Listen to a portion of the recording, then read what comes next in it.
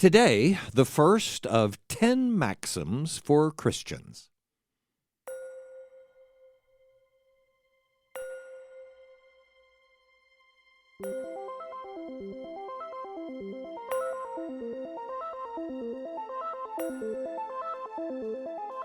Welcome to Coffee with Creamer, where you get to sit down with our host, Dr. Barry Creamer, for a conversation about faith, life, and culture. We'll look at old ideas through a new lens, turn those culture wars on their head, and paint a picture of the way things could be. If you like your thinking deep and your coffee hot, pull up a chair. You're in the right place.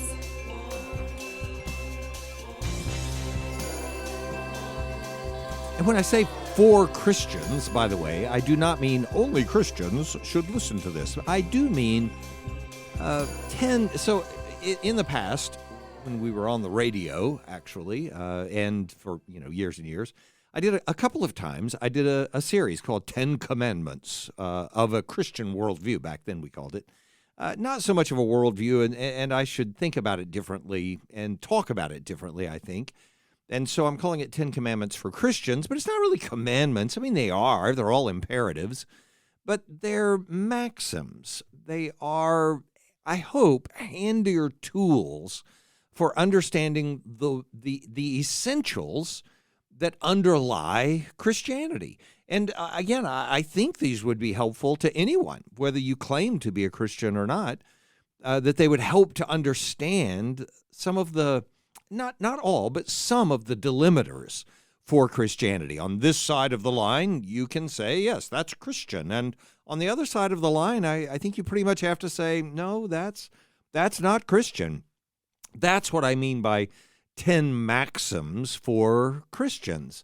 And I don't just mean for Christianity. I mean for believers. If they're going to claim to be believers, they should have in their tool bag of ideas, these ideas as well. So they are essential maxims, I think.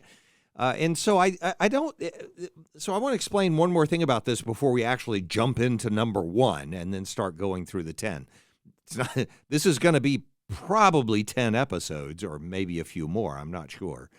And I don't know whether they'll be sequential or not. We may interrupt them a few times and things like that. But I want to get started with it.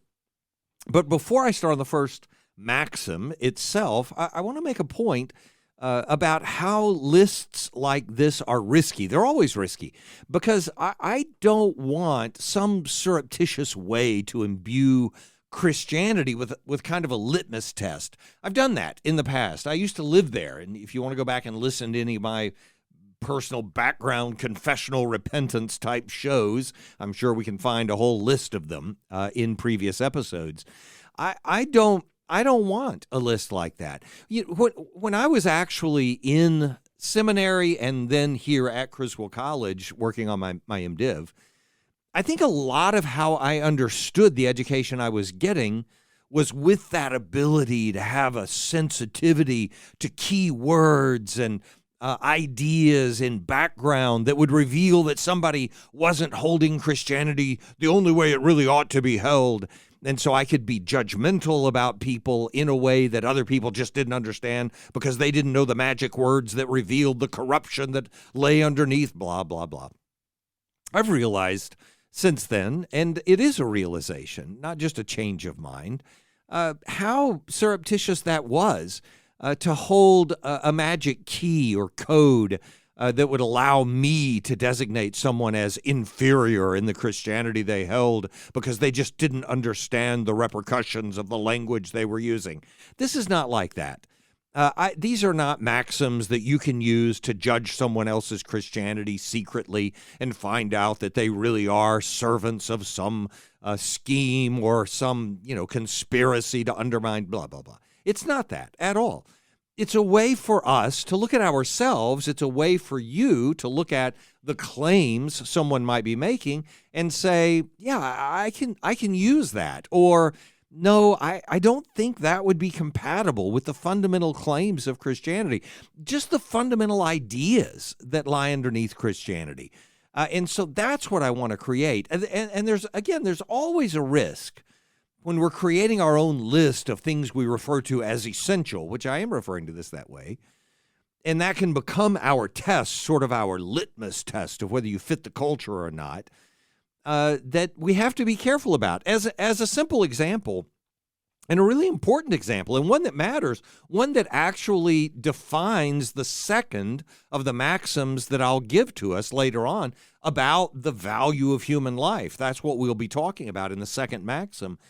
This is a good example of how it can become confused when we take our essentials as a way to determine whether something is still Christian or not, and make a mistake about it. So in this example, I would say, the ethics that go with the value of life, the sanctity of human life, which I do think is built into how Scripture describes human beings and how Christianity is supposed to take the value of human life. In the New Testament and Old Testament, it's scattered everywhere, that value, that ethic of life, which is simple to describe, and I will do, again, when we get to the second maxim that we'll be talking about. If you confuse the ethics that goes with life, human life, with the politics that goes with a particular way of enforcing or understanding or expressing the value of that life, then that confusion can create actually a bifurcation or a belligerence that's entrenched in our way of thinking about the world that leads us to some absurd conclusions. And it has done exactly that over the last 50 years or so in the political expressions that have been given to the sanctity of life. Not necessarily the ethical expressions. There are differences, divergences regarding the ethic as well, and that can be important. But it's important that we not allow the essentials that I'm going to be talking about now as we talk about the essential maxims that Christians ought to hold, or 10 commandments for Christians that we ought to recognize. It's important that they not become somehow substitutes for the real quality and value of what's expressed in Scripture about the way, Christians, believers, ought to think about the world. So part of the reason I do want to do this, I don't want to be surreptitious about, inserting this certain political perspective or cultural perspective, but I do want to do it because there are some things that are essential to Christianity. There are things without which Christianity would not be what it is. My students always sort of cross their eyes when I define what an essence is, that without which a thing cannot be what it is. When you define essence that way, it's got all those negatives in it. It becomes very confusing and twisty. It leaves people cross-eyed sometimes, but that is what I'm talking about here. There are things without which Christianity would not be Christianity. And I want to make sure we hold on to those. If you take Plutarch's ship of Theseus, which you've heard of before, the ship of Theseus paradox, where you have a ship and you're, charged with taking care of it, and you replace one piece at a time, and if it by the end of a long period of time, you've replaced all the pieces, one board at a time, one nail at a time, one post at a time. You replace everything until every single board is new. There was no point at which it wasn't still the ship. It's always been the ship. Does it still belong to its original owner or not? There's not a single piece of that original ship that's in the ship that's in front of you. And yet it just morphed over time into this new thing so that it's still the old thing. I don't want that to be what we do with Christianity. I don't want us, a piece at a time, to replace the thing that Jesus actually gave us, what he actually demonstrated was when he was in the world. What he left for us could easily be replaced one board at a time, one edict at a time, one practice at a time, one song at a time, one verse at a time, to become something that's not at all what it was he intended to leave for us. And I don't want to discover that we name our boat Christian only to discover it stopped being Christian a long time ago. And there are obvious things in here. I mean, the supernaturalism that's built into it. There is something miraculous and beyond the material world. That'll be built into our discussion about the fourth commandment. The fourth commandment having to do with the Sabbath. Remember the Sabbath to keep it holy. These are not, by the way, 10 maxims that are a reflection of the 10 commandments, but they do relate to the 10 commandments. It's not mysterious or surprising that if God gives 10 commandments in the Old Testament, it actually refers to them as somehow significant or important, and then refers to them again in the New Testament. It's not surprising that they would be anchored in or attached in some way to some particularly important ideas in the history of Judaism and Christianity. So these do relate to it. Anyway, what I was saying is, an essential like supernaturalism, which we won't refer to as that's not a maxim. We'll create a maxim about it. We'll get to it when we get to it. It's part of the fun. For me, it's fun. I don't know. For you, it's just a thing. But whatever. I hope it'll be fun for you also. But when we get, or the resurrection, there's no sense in talking about Christianity without the resurrection, which, by the way, leads to an understanding of what makes this first maxim so important as well. Because in the resurrection is the declaration of the lordship of Jesus. And there's no sense in talking about something being Christian. And I don't mean having some Christian characteristics. Of course, things can have characteristics of Christianity and not be Christian. That's fine. I mean literally Christian. I mean about the thing it means for us to be Christians altogether. Are we still that? And believing in the resurrection is such an essential part of what Christianity has always been that if we were to lose it, we'd have a problem. And that, again, sort of opens the door for us to come into the conversation on this first maxim. And the way it comes into it, in case I don't come back to it later on more specifically in this first episode about the 10 maxims or commandments for Christians, the way it leads into it is through the lordship of Jesus. The thing the resurrection demonstrates most clearly, the thing Peter is expounding in the sermon at Pentecost after the resurrection, is that Jesus is Lord. That's why that utterance, Jesus is Lord, becomes the fundamental utterance of Christianity.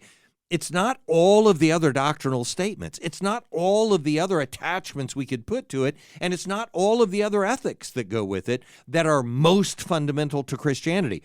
I value all of those, especially the ethics that go with Christianity. But the most fundamental element of Christianity is the simple declaration, truth, that Jesus is Lord, which is made most abundantly clear. It is declared, revealed from the heavens in the act of God raising his son from the dead.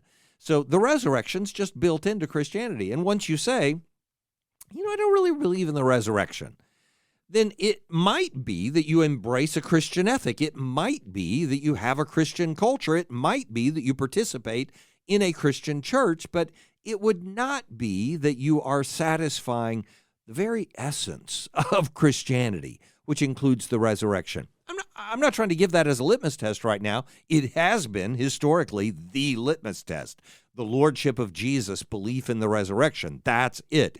If you believe that God raised him from the dead and confess with your mouth that Jesus is Lord, that's the statement of soteriology, of salvation, in the book of Romans, for instance. So it's pretty obvious that it would be the case. Okay, well, I'm defending myself too much. The point here is that I want to give 10, I think, simple maxims.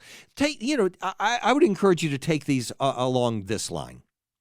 This would be something that if you had a reference card you carried around with you and said, how am I supposed to think about that? That you could just look at these statements and go, oh, yeah, I remember this. But these are so simple, I think so direct. You wouldn't need to write them down on a reference card. It's not like I would expect someone to go around and be able to quote the 10 commandments for Christians. It's just an opportunity to converse about things which I think when the opportunity arises for their consideration, these sayings being in our minds should help us say, oh, yeah, no, that's too important. I can't give that one up.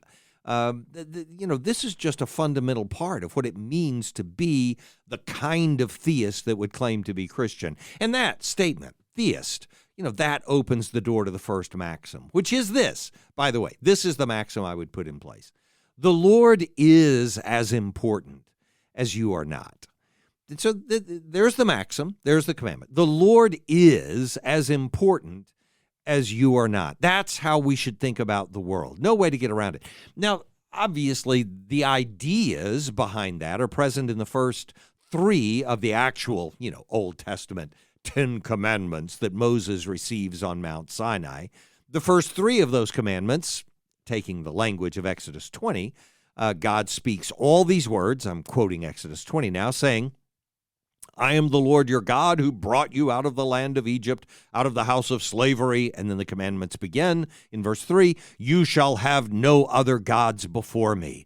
And then verse 4, you shall not, this is the second command in verse 4, you shall not make for yourself a carved image or any likeness of anything that's in heaven above or that's in the earth beneath or that's in the water under the earth. You shall not bow down to them or serve them, for I, the Lord your God, am a jealous God, visiting the iniquity of the fathers on the children to the third and the fourth generation of those who hate me, but showing steadfast love to thousands of those who love me and keep my commandments. You, he goes on to say, the third commandment, shall not take the name of the Lord your God in vain, for the Lord will not hold him guiltless who takes his name in vain. All of this establishing a place, a position for God in our way of thinking that says we're supposed to recognize how important he and only he is. The Lord is, and then that other statement, as important as you are not. And there's a reason that I'm putting that in the equation of this maxim. If you take Exodus 20, the first two of the 10 commandments, just those first two statements, in verses 3 and 4 in particular, that this commandment, the Lord is as important as you are not, is a way of summarizing those two statements. Or in Deuteronomy 5, when it words it there. The two commandments, have no other gods before me, and then have no graven images, can also be summarized in a way. It's one of the first time I heard this expression that I'm about to give you, it just made me laugh out loud. I just thought, well, that's a perfect expression of the first two commandments. And they weren't even saying it as the first two commandments, but it really is the first two commandments, which is really simple. There's only one God, and you're not him. That statement, putting any of us into our place, so that we realize that there is a God, there's only one of him, and that we're not him, is just a perfect statement. The Lord is as important as we are not. And then when I put in the third commandment, the one about not taking his name in vain, which, by the way, is not about profanity. It's not about whether we're uttering profanity or not. Again, a discussion for another show. I've done episodes before on profanity, and when we were talking about art in particular, we spent some time talking about profanity and where it does and doesn't fit into civil discourse and so on. I think it's important that we measure the kinds of words that we're willing to use and what it reveals about us and so on. So all of that's an important discussion, but it's not in the third commandment. The third commandment is about whether when you're using God's name, you're actually referring to him. And what makes that third commandment interesting is that it strikes at how fundamental the distinction is between God and us, and how important it is for us to maintain that distinction. If you think about it, it's through God's name that we identify him.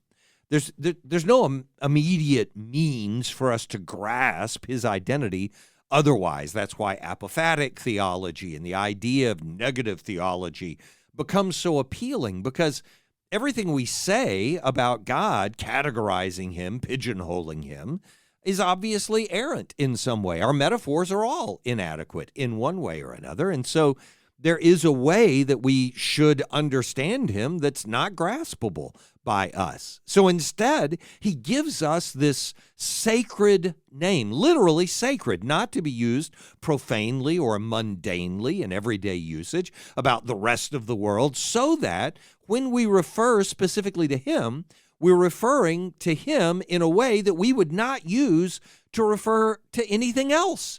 And because of that, we recognize there's something unique about him, something really important about him that's not true about any of the rest of us, that is uniquely important about him. So that, the severity with which God's name was protected, sort of gives testimony to. When the name Yahweh is used in the Old Testament, and I understand it would be kind of offensive for me just to use the term if I were in a Jewish context, but I'm not, and so we use the term.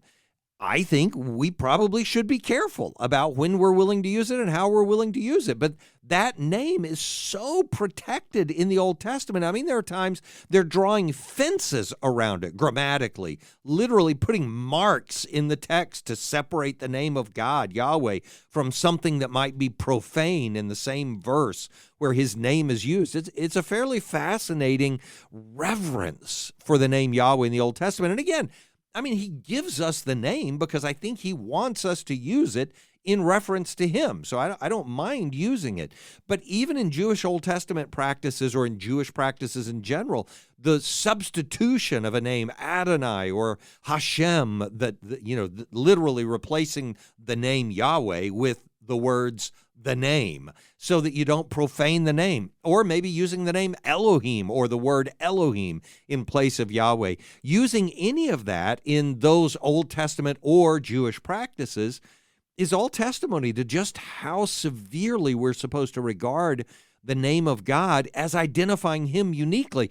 All of that is a way of saying we have this one particular tool for recognizing the uniqueness of God, and we should protect it. That's a way of saying the Lord is really important, and how we regard him matters. Not to do so in some way to diminish him to our level is not to understand who God is at all. And that's part of the discussion for today. The contrast, literally, just the contrast between God's exaltation, as we describe it in so many different ways, and our diminution, putting us lower and lower while we exalt him. Basically, the definition of worship, that we lower ourselves constantly and we exalt him.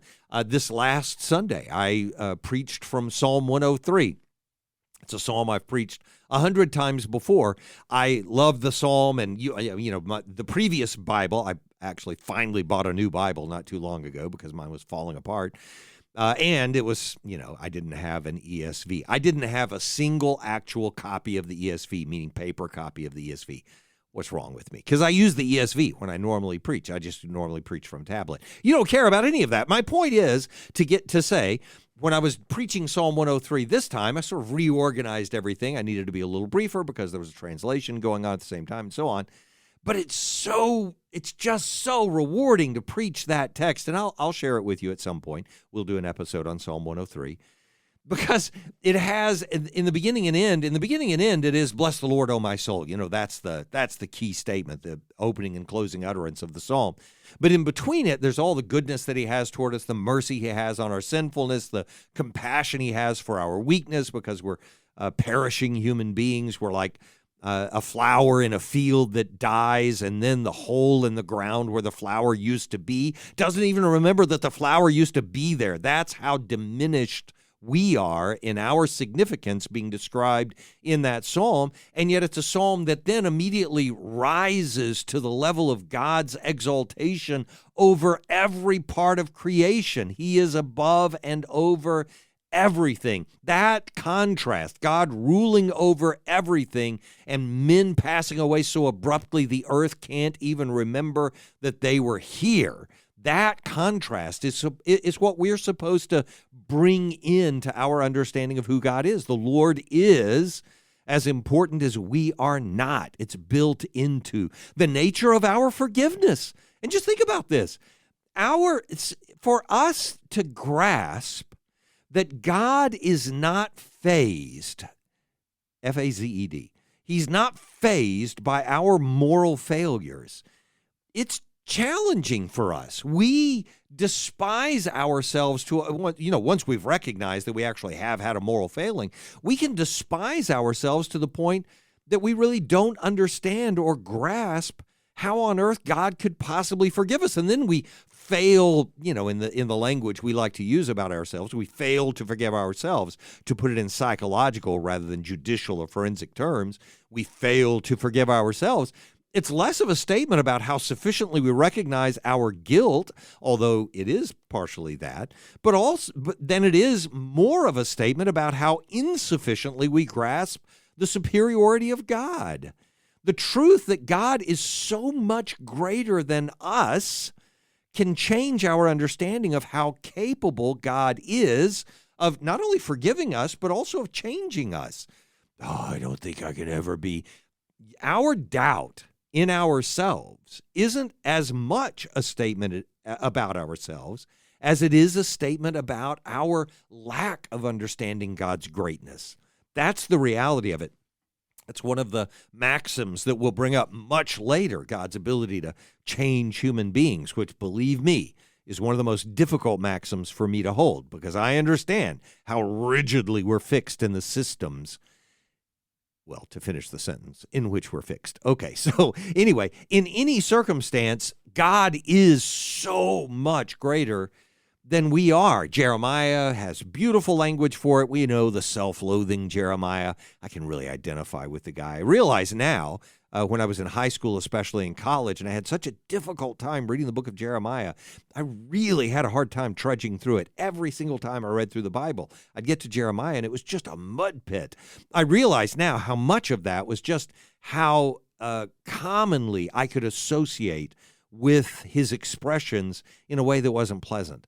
It was sort of drudging up thoughts I had about myself anyway. And Jeremiah, in a self-loathing way, at least recognizes how far above all of that God is in his very nature. In Jeremiah 32, a couple of expressions of it, in the New Covenant kinds of sections of Jeremiah.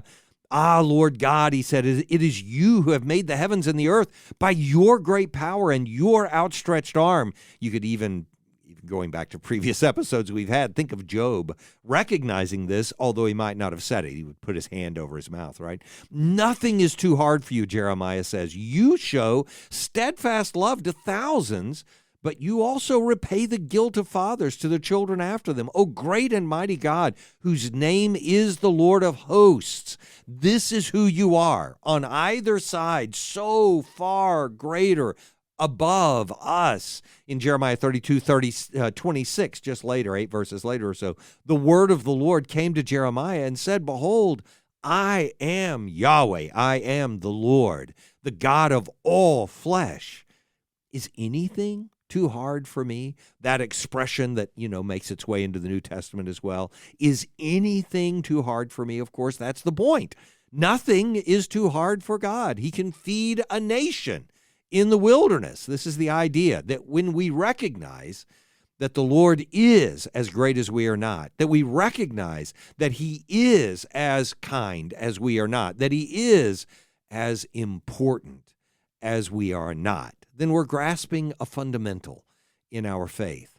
The reason I think this maxim is so important, at least one of the reasons I think this maxim is so important, is that in our practical lives, there is a common contrast between what we actually think and what actually is the case. At least in our faith, what we should admit is the case.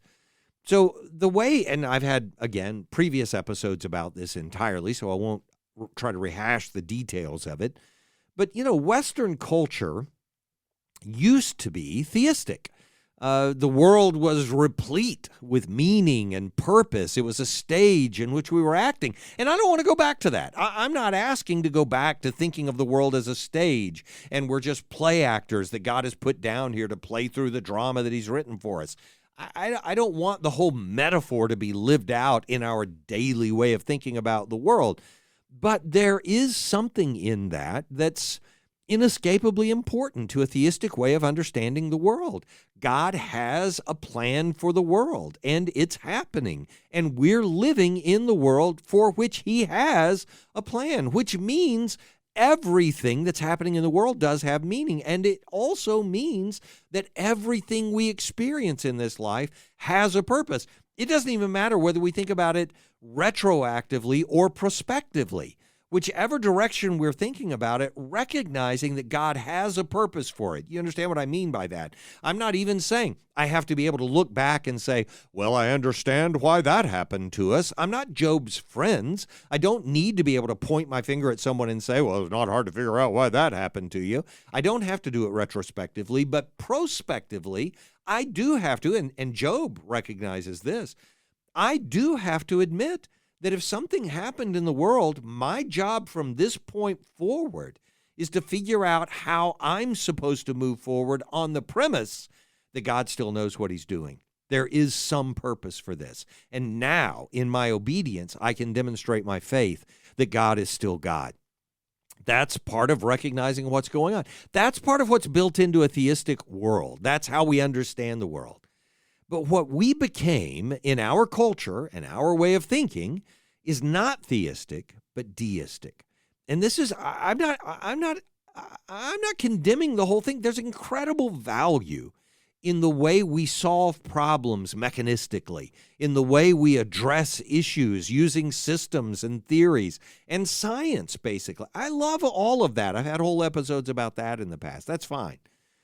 But, when I say we became deistic, I mean in the ugliest possible way. We have decided that God's not really all that involved in the world, that it's a machine that's just functioning. And yeah, he created it. And yes, he can intervene when he wants to on a rare, miraculous occasion where he actually cares about something that's going on here. That's how we think of the world, not what I think about it, not what I want to think about it. But the way we think of the world became deistic. In physics, we, used to think God was holding the planets in his hand, that he had everything under his control. And then we decided, and look, I love physics, so I'm not mocking the concept. I'm saying it's a change in the way we think about the world. So in physics, we used to think, God controls every aspect of nature, and everything that's happening is happening because he's making it happen right now. And then we decided the moon is just perpetually falling around the earth. It's caught in this balance perpetually between the impersonal force of gravity and the conservation, this impersonal conservation of its forward momentum. The moon just happens to be falling around the earth, and it's going to keep on falling because the center of the earth is down, and the moon just needs to keep falling down, but it also keeps falling away because it's got momentum that's being conserved in its speed and blah, blah, blah.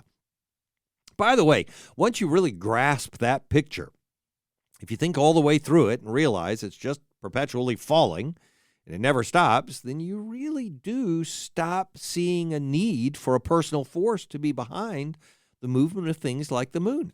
I'm not prescribing that. I certainly don't want that perspective. But it's hard for us not to think of the world that way. And then what we have to do if we want something to change is ask God to step in and stop the natural forces that are just functioning without his even paying attention to them. And that's how we think of miracles in the world. That's how we've changed our thinking in the world. In biology, we decided animals didn't need to be designed by God, but could be the iterative product of nature's selecting of the fittest for survival. It's a perfectly reasonable explanation of how animals came to be. Given a few billion years to work on it, it makes good sense. I understand why people hold that view. I love reading about evolutionary theory and how it works to explain how certain things behave and so on. But it doesn't change the fact that it changes our way of thinking about the world from one that's theistic to one that is, at best, deistic. And psychology, the same way. We decided the mind is just a brain, and its choices are nothing more than the product of impersonal stimuli that are shaping it. We stop thinking that our solutions are theistic and start thinking of them as mechanistic. You just develop the right model. And again, I'm not even belittling that. I love those models. I love the power that's in science. I love being able to study all of that. I love doing astronomy. I'm not mocking it. I live in that different way of seeing the world, just like the rest of us do. I understand that. But it's important that we recognize that when we do that, and when we do the other, by the way, when we're in that theistic perspective, it's easy for us to ascribe things to God that are wrong because we also have sort of a shallow grasp of God's constant and permanent presence in the world because we're not God. We can't comprehend it fully, and so we make some bad judgments, and we do some horrible things to each other in the name of God that would not be justifiable if we could think in a more nuanced way. But we're not good at thinking in a nuanced way. So don't hear me saying, oh, if we could just go back to the Middle Ages, that Spanish Inquisition, that was good stuff. I'm not saying that at all. But in any perspective we're going to take up, we're always going to have the problems of being human beings and therefore limiting ourselves to the problems that come with that angle, that way of seeing the world. And so in deism, in our way of seeing the world as a machine that's just functioning, and every once in a while, maybe God gets involved in it again, we unfortunately function as if we're atheists. Now, I'm not even saying we're atheistic. Like, I don't believe in God. Of course you believe in God, but on a day-to-day basis, as I've heard many people describe it, deism is pretty much functional atheism. We accuse atheists of being the fools, like quoting Psalm 53. But that's not really what Psalm 53 is saying, and it's not how it would get to it. The idea expressly stated in Psalm 53 is that the fool says in his heart, there's no God. And that's where I'm saying we say it as deists. Oh, there's no God involved in this. There's no God dealing with this. There's no God keeping my car from starting. I mean, why would you? You just, you work on the car. You plug it into a battery charger. You do whatever you want to do. You're not praying over your car to start. Maybe you are, and good for you. I'm glad you are. But the reality is what we're thinking in our minds is, well, God's not all that involved in this. Now, again, I'm not condemning or condoning, except to say when we hold a view like that, we're saying the thing in our heart that's referred to as being fools in Psalm 53. That is, we're justifying behavior, and this is what Psalm 53 is all about. It's about God looking down from heaven to see if there's anybody good here and realizing there's nobody good because everybody's looking up at heaven and saying, I don't think God's going to judge us for doing anything bad, so let's just go do what we want to do. It's not actual atheism, it's functional atheism. I think I can get away with this because I don't think God does anything in the world anymore. That's what we're doing as deists. Go read Psalm 53, the first, 4, 5, 6 verse, well, the whole thing then. In Psalm 53. If you read it, you'll see that's what he's actually condemning. The evidence that we don't, again, I mean it functionally, but that we don't believe in God anymore, and especially, sometimes it's overt. Let's just face it. Sometimes we just plain old don't believe in God. And sometimes subtly we reject the idea of God's activity in the world. But I think always in practice, we're revealing that we think maybe God's taken his hand off the steering wheel. Maybe he's not really here anymore. Is evident, and this condemns us all. It's evident when we try to control the circumstance, when we try to control outcomes, rather than demonstrating our faith that God is in control of the circumstance. If you think about it in the Old Testament, when kings in the Old Testament were praying to idols or were forming allegiances rather than turning to God for help, as in 2 Chronicles, they're giving evidence that they don't really have faith that the God who said he could deliver them can deliver them. Either you don't believe God cares about you anymore, that it's a personal affront between you and God, or you just don't think he's actually the one who's there anymore. Maybe you're still a supernaturalist, but you're just not sure Yahweh was the true God, up in the heavens. But it's the same thing, for instance, in denominational life. We've had denominational conflict. I mean, it's Baptist bread and butter, and I'm in the Baptist world, right? Denominational conflict, that's what brings people to a meeting. Nobody's even going to show up if there's nothing about it that's going to be conflictual. I'm coming for the fight, baby. That's what I want to be present for. That's what people show up for. The largest Southern Baptist convention in memory. I don't know, there's like 40,000 people coming to Dallas for the convention. Those numbers may not be exactly right, but they're close. They're in the neighborhood. Came because there was a huge conflict that year. And, every time there's conflict, there are numbers. Now, I know the backroom machinations that were going on in order to try to make this thing happen, this solution happen. We're going to bend the rules this way. We're going to use a technicality that way. Here, we who believe in democracy among the people of God as an expression of the lordship of Jesus. It's in our doctrinal statement, for crying out loud. We're going to use technicalities to exclude the will of the majority from being considered so that we can get the right result. Why would we do that? Because we don't really believe Jesus is in charge. Because we don't really think he's present. We think it's in our hands to make it happen.